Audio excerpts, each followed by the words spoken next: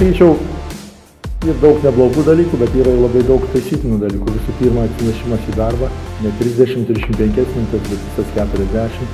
Na ir kai kurių žaidėjų, sakysim, tie taktiniai sprendimai, man visgi nelabai suprantami, gal taip pasakyčiau.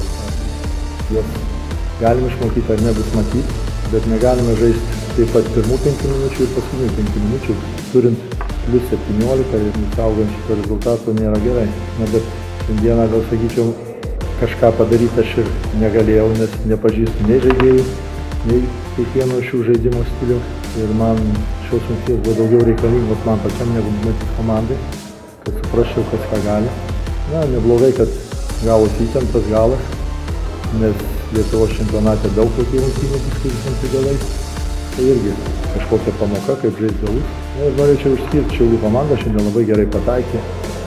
Tai, sakysim taip, iš 4 ketvirčių 3 galinius metimus, 2 tritaškius ir 1 dvitaškį Šiauliai sugebėjo pelnyti. Tai yra blogai mūsų atžvilgiu, kadangi turim žaisti iki galo kėlinių ir iki galo rungtynių. Kita vertus, manau, kad Lietuvos Rytas kur kas pajėgesnė komanda už Šiaulius ir nereikia naudoti savo lyderių, būtent tokiuose varžybose, ką ir dariau.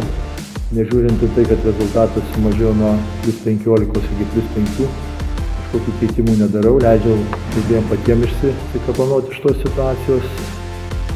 Na, džiaugiuosi, kad laimėjau.